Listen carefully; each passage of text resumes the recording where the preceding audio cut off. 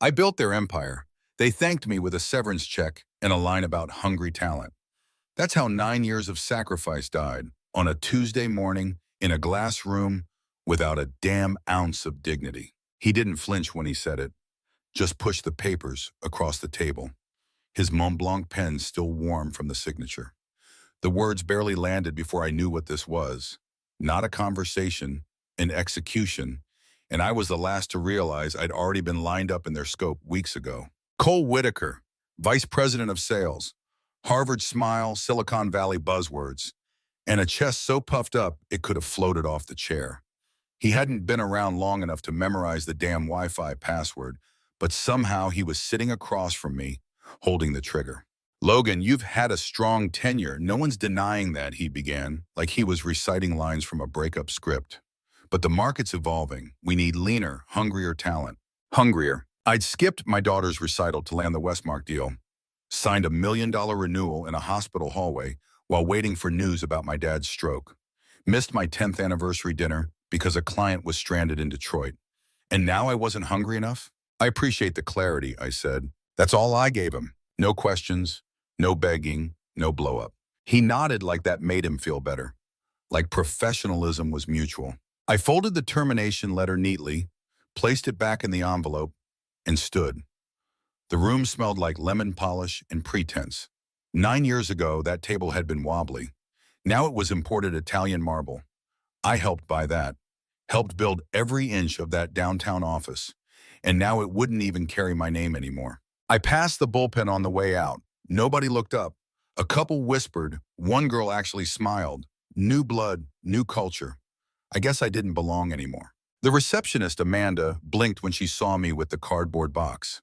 "Everything okay, Mr. Pierce?" "Yeah," I said, adjusting the mug my daughter painted in 3rd grade. "Just heading out." Elevator dinged. Doors opened. And standing there, of course, was Reynolds, the CEO. Nose in his phone, earbuds in, pretending not to notice. Or maybe he really didn't. That's what hurt most. He hired me himself. Back when the company had 5 people, a leaky ceiling, and no clue how to pitch to Fortune 500 clients. "I need someone who can make people trust us," he told me. Apparently, they didn't need that anymore. I didn't say a word.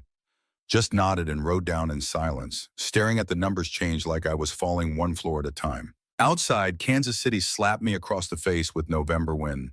I walked straight to my car. No phone calls, no music, no tears, just a sharp, empty quiet. The kind you only hear when something's been stolen from you and you can't even scream. My phone buzzed as I turned the ignition. "Travis, my biggest client, renewal next week." I didn't answer, just watched it light up, then fade to black. 9 years, hundreds of contracts, millions in revenue. And now just silence. Not a goodbye, not even a thank you. Only the echo of a phrase that would follow me for months. "We need hungrier talent." I didn't drive anywhere, just sat there in the parking lot, hands resting on the wheel, watching the wind bend the last brown leaves across the pavement. My fingers curled once, then released. I felt nothing. Not rage, not fear. Just a hollow pressure in my chest, like my ribs were closing in on something that used to be solid. No radio, no podcasts. I didn't want noise. I didn't want distraction.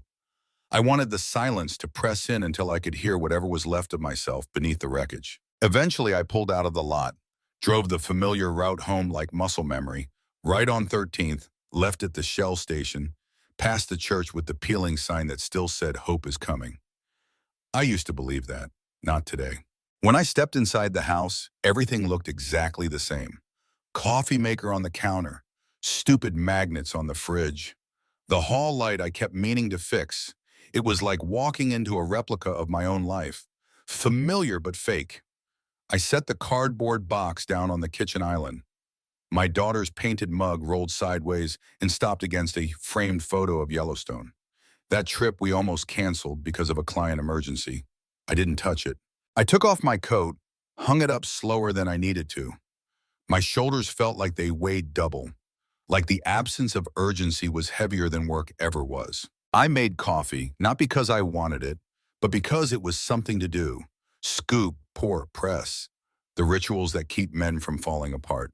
The TV was still on from the morning. CNBC talking heads arguing about interest rates and IPSAs. I muted them. Couldn't take the sound of confidence anymore. I walked to the window and stood there for what felt like half an hour. Across the street, the Henderson kid was learning to skateboard. Fell twice, got up twice. His mom clapped from the driveway. I felt something twist in my gut. Not envy, something older than that. Grief, maybe. The kind that comes when you realize your life's momentum wasn't yours. It belonged to other people's goals. I didn't open the envelope again. Didn't reread the language. What would that change? I already knew every inch of what I'd lost. Knew exactly how many weekends I traded for quarterly goals. Knew which client dinners cost me date nights, school plays, Sunday mornings. I pulled out a glass and poured 2 fingers of bourbon, not for the burn, for the stillness it brought. I stared at it for a second, then drank it down without blinking. My throat clenched, but I didn't cough. You don't flinch after this long, you just absorb it. Upstairs, the bed was still unmade. Rebecca was in Denver for the week, helping her sister with the new baby. She didn't know yet. I didn't text, didn't call. Couldn't stand the sound of concern right now. I'd rather be alone with the aftershock. I stood in front of the mirror for a minute. My face looked older than yesterday. Maybe it was the light. Or maybe it was 9 years settling into my skin all at once. I changed clothes, swapped my button down for an old t-shirt, sat on the edge of the bed, elbows on my knees, staring at the floor like it held some kind of answer. It didn't. No tears came. No anger. No phone throwing or wall punching. Just quiet. Like the moment after a bomb goes off and all you can hear is your own breathing. I lay back and closed my eyes, shoes still on. I wasn't tired. I wasn't anything. I just needed everything to stop moving. And for the first time in years, I let it. The first time I walked into that office, the carpet smelled like mildew and desperation. The windows didn't open. The AC groaned louder than the phones. There was a coffee maker in the corner that looked like it predated the internet. But I saw something in it, a spark buried under dust and bad lighting. I didn't come for the paycheck. I came to build something. And I did. We had 5 clients and 3 folding desks back then. I brought in my own chair from home because they didn't have extras. I remember pitching our first $1 million deal with a PowerPoint I made at 2 a.m. in my garage, wearing gym shorts and drinking flat Coke. My wife, ex-wife now, stood in the doorway and said, "If this flops, you're still mowing the lawn tomorrow." We both laughed. That feels like someone else's life now. I used to write thank you cards to new clients by hand. Still do sometimes. People remember that stuff. They remember when you show up early, when you remember their kid's name, when you follow through even after the ink dries. That's why they stayed. That's why they grew with me. Not because of the company's logo, but because of the guy behind the phone call. Back when we landed the Medlock deal, Reynolds took me out for steak. He raised his glass and said, "You just bought this company another year of life." I didn't drink that night. I was driving, but I felt proud. Not ego proud, purpose proud, like I was finally being seen for what I gave. It wasn't always easy. There were nights I'd pull into the driveway and just sit there, headlights off, trying to remember what normal felt like. My son once asked me if I lived at the airport. I said no, but part of me knew he wasn't wrong. There was a time I believed hard work would shield me, that if you poured enough of yourself into something, it would never turn on you. That's what we're taught, right? Grind, sacrifice, stay late, say yes, be the last man standing. But no one tells you the rules change when someone newer, shinier, and cheaper walks in with an MBA and a rehearsed handshake. We had a saying back then, relationship over revenue. I believed in that line more than the company ever did. I used it in every pitch, told every client, we don't just want your business, we want your trust. And they gave it to me. Rebecca used to tease me about it. "You're more married to your clients than to me," she'd say, half joking, half not. I always promised I'd find balance. After the next quarter, after the expansion, after the IPO. It never came. One Christmas, I missed our family dinner because a client flight got delayed. I called in from an airport lounge, still wearing a blazer and carrying 2 phones. My daughter put the phone on speaker so I could listen to them unwrap gifts. I smiled through it, said I'd make it up to them. Still haven't. Now lying here in a quiet house, the weight of those years presses heavier than ever. Not because they're gone, but because they mattered more to me than to anyone else. They weren't just deals. They were pieces of me, signed, sealed, and handed over. And somewhere along the way, while I was busy holding the whole thing together, they started plotting how to cut me out. I should have seen it coming. But when you're building something with both hands, you don't always notice the floor shifting beneath your feet. It started with the small things, things you could explain away if you really wanted to.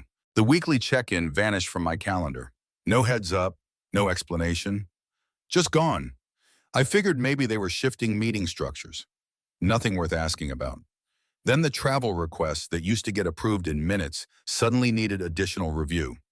Same forms, same budgets, new hoops. My parking spot moved, twice. They said the lot was being repainted. Funny how everyone else's stayed the same. Then Julia, my assistant of 6 years, got reassigned without so much as a hallway conversation. Just a 2-line email from HR. Effective Monday, Julia will be transitioning to a new support role.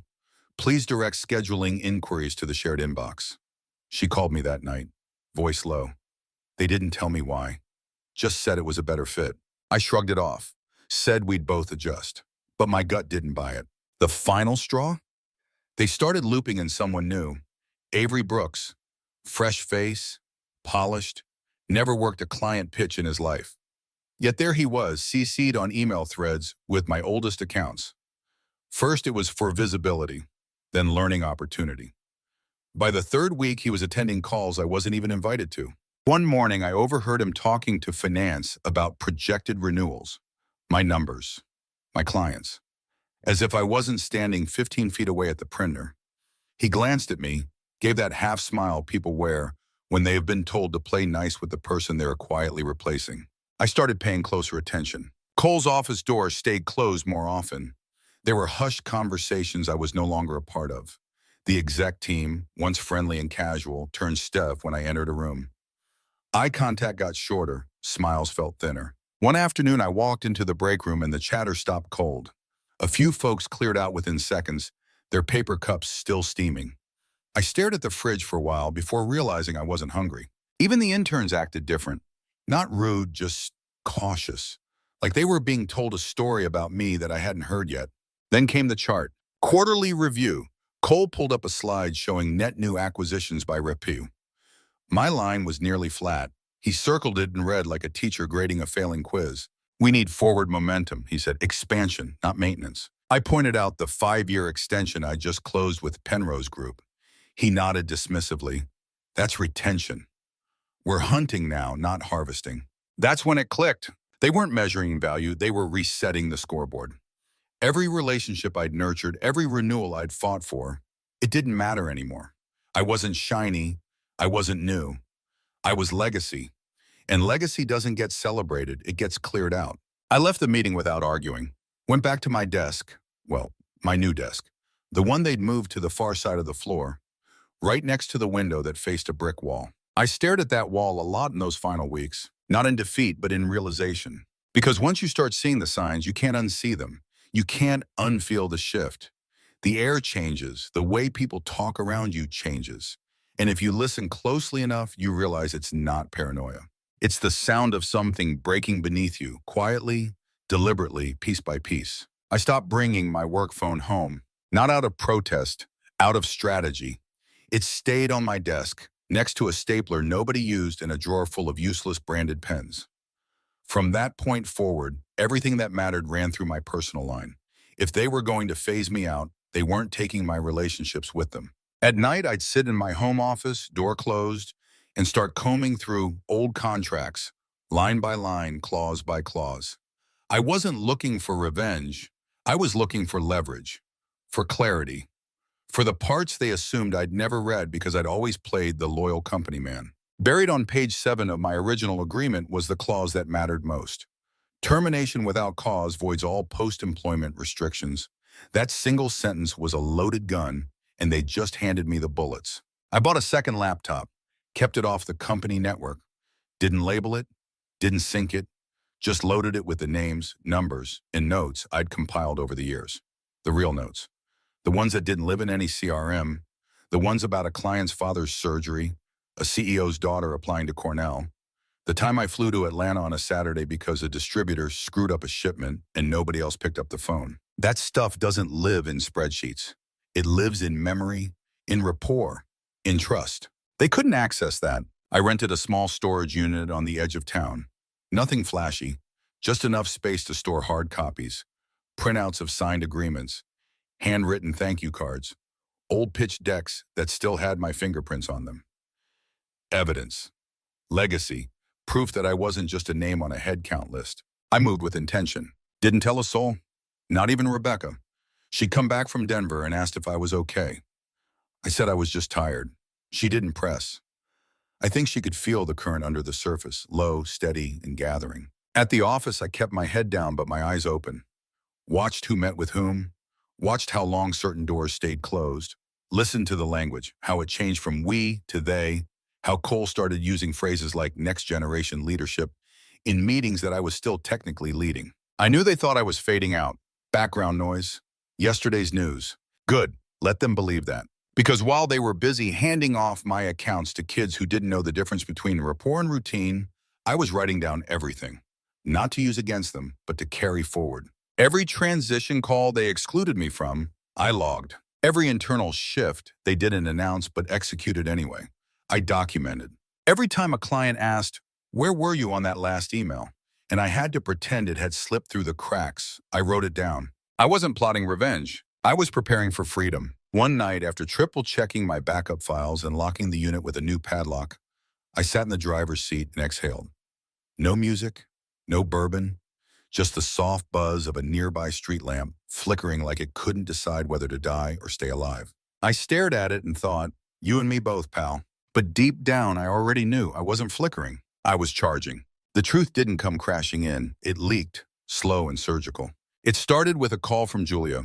She used her personal number, which she hadn't done since we landed the Lakeside deal back in 18. You need to know something, she said, skipping pleasantries. Her voice was tight, like she was speaking through gritted teeth. It wasn't performance. It never was. I didn't speak, just waited. There's a buyout on the table, she continued. Verity Holdings, quiet deal, early stages.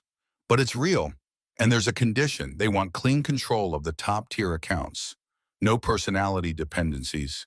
No one client tied too tightly to one rep. My stomach dropped. You're the liability, Logan, not because you failed, but because you mattered too much. I leaned back in my chair, eyes locked on the ceiling fan, watching it spin like the damn world was laughing. I should have been surprised. I wasn't. They didn't just want me gone, they needed me gone. My history, my loyalty, the very thing they used to celebrate in town halls and company newsletters. That was the problem now. They've already brought in outside consultants, she added. They're not even hiding it. Guys from Verity sitting in on client calls, poking around metrics. Last week, one of them asked for your renewal pipeline. I closed my eyes. The dots connected too fast now to ignore. The new faces on call invites, the sudden push to document every interaction, the abrupt reassignment of long-term clients. It wasn't random. It was a transfer of influence. A dismantling of every tie I'd built. What about Reynolds? I asked. He's in, she replied. This is his exit. He's cashing out. Cole's role, he's the cleaner. I hung up without another word. The following morning, I started calling around. Quietly. I didn't accuse, I inquired. First, I reached out to Franklin at Harrow Group. Logan, what he said? Funny timing. Met with someone from your team last month. Thomas, I think? Said he was evaluating strategic overlaps. Asked a lot of questions. Thomas wasn't from my team. Same with Evan from Eastbridge Capital. And Carla at Ridgemont Logistics. Every one of them had met a partner or advisor from our side in recent months. Always after I was looped out. Always under the banner of long-term alignment. And none of them had my name on the follow-up. It wasn't a coup. It was a rebrand of my legacy with me written out of the story. I wasn't furious. I wasn't broken. I was cold. I kept the conversations short, professional, precise. Just wanted to make sure you're aware I'm stepping away. Wanted to thank you personally for the trust over the years. The responses came like clockwork. Wait, what? You're leaving? Who's taking over? I didn't agree to that. That night, I sat in the dark, laptop open, email drafts blinking at me like loaded weapons. I didn't send them. Instead, I opened a document and began typing. Names, dates, contact logs. Not for retaliation, for preservation. Proof that these relationships weren't corporate assets. They were human ones, and I was the human they came with. They thought I'd roll over, accept the narrative, fade out quietly. But they didn't understand the cost of betrayal. It's not loud, it's surgical. And when you cut too deep, you sever things that don't grow back. I didn't go on a warpath, I went quiet. The kind of quiet that unsettles a room. There's a certain power in being underestimated. Let them think you're licking wounds, when in truth, you're loading rounds. I started with 3 phone calls. No scripts, no pitches, just clarity. Hey Jacob, it's Logan. I won't be with the firm moving forward. Wanted you to hear it from me directly.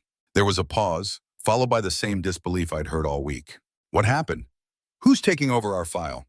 Wait, are you okay? I gave no commentary, only facts. Effective immediately, I'm stepping back. You'll probably hear from someone soon. Might be Cole, could be one of the new folks. Jacob's voice lowered. That doesn't sit right.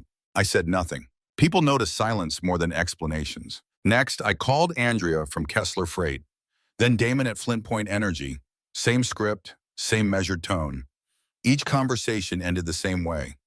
An uneasy pause, a vague promise to circle back, in a sense that something had just shifted under their feet. By the end of the day, I had 3 voicemails from clients I hadn't even called yet. Logan, just heard through the grapevine, what's going on? We got an email from someone named Avery. Said you transitioned the account. That true? Listen, if you're landing somewhere else, let us know. I didn't reply. Not yet. That weekend, I cleared out the rest of my home office, packed away branded materials, tossed swag, wiped down the corkboard I'd once filled with quarterly targets and handwritten notes from team members who don't even return my texts anymore. All that stayed behind was the photo of me shaking hands with Roy Penner the day we closed his 7-year deal. His words stuck in my head. I'm not betting on your company. I'm betting on you. Monday morning, I didn't show up to HQ. I sent one email to HR stating my resignation. Effective immediately. No drama, no broadcast. Then I watched. By noon, I got a ping from Carla. Did you really leave? By 3, an email forwarded from a client showing a rushed message from Cole, spinning my exit like a planned transition. By 5, Julia texted. Cole's pacing. 2 clients just pulled contracts. He looks like he swallowed glass. Perfect. I wasn't finished. That evening, I booked meetings at a local steakhouse. Not pitches, conversations. Dinners with the few who trusted me longest. I didn't ask for anything. I just told them the truth. Off record, over bourbon and bone-in ribeye. What they chose to do with the information was up to them. But people remember how you make them feel. And these were people I'd stood beside in boardrooms, at funeral homes, on late-night calls when supply chains collapsed. Loyalty isn't corporate, it's personal. Within days, the dominoes started falling. Contracts canceled, NDAs reviewed, executives calling me from block numbers, asking for a quick chat. I ignored them all, because traps don't spring with noise. They trigger when your opponent realizes too late that the game wasn't what they thought it was. And I'd stopped playing by their rules a long time ago. By Friday, the walls were crumbling, and I didn't have to lift a finger. The first crack came with a LinkedIn alert. One of my former clients, Carla from Kessler Freight, had posted publicly about their strategic realignment and praised the value of human-led relationships over institutional processes. No tags, no mention of me, but anyone paying attention could read between the lines. The post went viral inside the industry. That afternoon, my inbox filled with meeting invites from familiar names, vendors, partners, regional reps, asking where I'd landed. Some pretended they just wanted to catch up. Others were more direct. Tell me you're building something new, and I'm in. Still, I said nothing. Let the silence do its work. By Monday, 4 accounts had withdrawn from the firm. 2 more had issued notices of non-renewal. Julia texted again. Emergency board meeting. Reynolds flew in early. Cole's spinning. He's blaming external tampering. No one's buying it. Tuesday morning, I received a call from a number I didn't recognize. Logan Pierce? That's me. This is Marla Travers from Grayson & Rowe. Our managing partner asked if you'd consider a meeting. We've been following the developments over at your former firm closely. I scheduled coffee. Later that day, someone from legal tried to scare me. An official letter citing confidentiality clauses and potential violations. I handed it to my attorney, who laughed and slid it back. You're clean. They're panicking. The next message came from Reynolds himself. Subject line, private conversation request. Body, would appreciate a few minutes of your time, just you and me, no intermediaries. I didn't reply. By Thursday, it was public. The acquisition deal collapsed. Verity Holdings had pulled their offer. Too many key accounts were now unstable. The buyer wanted clean continuity. They got chaos instead. A trade blog picked it up before the press release dropped. The article used phrases like leadership failure, loss of confidence, and critical client migration. Inside sources blamed mismanagement. They weren't wrong. I drove past the office that night, lights still on, shadowy figures in conference rooms, probably drafting statements no one would believe. I didn't stop, just kept going, past the glass tower I once fought to raise. The next morning I met with Grayson and Rowe, 3 partners, 1 offer. Senior role, profit participation, full autonomy, respect. I took it. That afternoon, Carla called me. I heard you signed. Good. We've already prepared our transition paperwork. Send us the new routing details. Then came Jacob, then Andrea, then Damon. One by one, the people they thought they could shift like furniture came back to the person who actually earned their trust. I didn't gloat. I didn't post. No press statements, no social media updates. Just results. Because sometimes the loudest reckoning comes in the form of silence and signatures. The firm that tried to erase me was bleeding out in real time. I was no longer part of the narrative. I had become the consequence. They reached out one last time. Cole's number flashed across my screen while I was unpacking boxes in my new office. I didn't hesitate. I let it ring out. Moments later, a text followed. Let's put the past behind us. Maybe we can work something out. I've got an offer I think you'll want to hear. I stared at the screen for a long second, then set the phone down without answering. There was nothing left to discuss. He'd made his choice when he decided I was disposable. Now he wanted to negotiate, but the time for conversation had passed. You don't bargain with the architect of your own erasure. Later that evening, Reynolds emailed. Subject: opportunity for closure, body. Would you consider a brief sit-down? I owe you that much. Just coffee, no agenda. The irony wasn't lost on me. They couldn't offer dignity when they held the power, but now they came bearing apologies dressed up as olive branches. If I needed proof that walking away was right, this was it. I didn't respond. I went for a run instead. First time in weeks I'd done anything just for me. No calls, no distractions, just the rhythm of my feet against pavement and the cold air in my lungs. Kansas City in winter has a way of reminding you what's real, what bites, what burns, what wakes you up. When I got back, I deleted both messages. Not out of anger, out of clarity. You don't owe people a second chance to hurt you the same way twice. That weekend, I boxed up the last remnants of the past. Old notepads, company jackets, coffee mugs with logos that now felt like punchlines. I taped each one shut, labeled the box, archive, and pushed it to the back of the closet. Not to forget, but to move forward. I called Rebecca. She answered on the second ring. Hey, she said, you okay? I'm good, I replied. Better than I've been in a long time. A pause, then she said something that stopped me cold. You sound like yourself again. Maybe she was right. Maybe I hadn't realized how long I'd been holding my breath inside that old life, tolerating things that dulled me, people who chipped away at what made me sharp. The next morning, I drafted one final message, not to Reynolds, not to Cole, to the people who mattered. A short email to my remaining contacts, clients, partners, friends. I've made a clean break. If you're still with me, thank you. If you're moving on, I understand. Either way, I'm building something honest, something grounded. If that speaks to you, you know where to find me. Simple, direct, unapologetic. I hit send, and just like that, the tether snapped. No courtroom, no shouting match, no drawn-out battle, just a clean, decisive goodbye. That's the thing about endings. They don't always arrive with fanfare. Sometimes they show up as a quiet click of a keyboard, a number you don't call back, a message you choose not to send. And sometimes the most powerful act isn't fighting for what's already lost. It's refusing to carry it with you. It didn't feel like a triumph. It felt like breathing again. The first Monday at the new firm, I showed up before sunrise. Not because I had to, because I wanted to. The office was quiet, still carrying the faint scent of fresh paint and new carpet. My name was already etched on the glass door. Senior partner. Clean. Earned. I stood there for a second, hand on the knob, letting it land. No one could take this from me. Not now. Inside, the setup was simple. No plaques, no trophies, just a large oak desk, two chairs facing the window, and a corkboard with nothing pinned to it yet. A blank slate. Exactly what I needed. By noon, the phones were ringing, not with chaos, opportunity. People I'd worked with for years wanted in. Not just clients, former colleagues, vendors, even a few competitors. I could hear it in their voices. Finally, someone said, "You built it your way." I kept the operation lean. No bloat, no fluff. Every hire mattered. I sat across from each new teammate personally. This isn't just a job. It's a craft, I told them. Your name will mean something here because if it doesn't, what's the point? We didn't chase headlines. We earned referrals. And we made damn sure nobody on the team ever felt like a piece on someone else's board. Week after week, I felt my spine straighten, my voice sharpen. The noise faded and in its place came clarity. Evenings became mine again. I cooked. I took walks. I answered my daughter's texts immediately, not hours later, pretending I was just about to respond. I started reading again.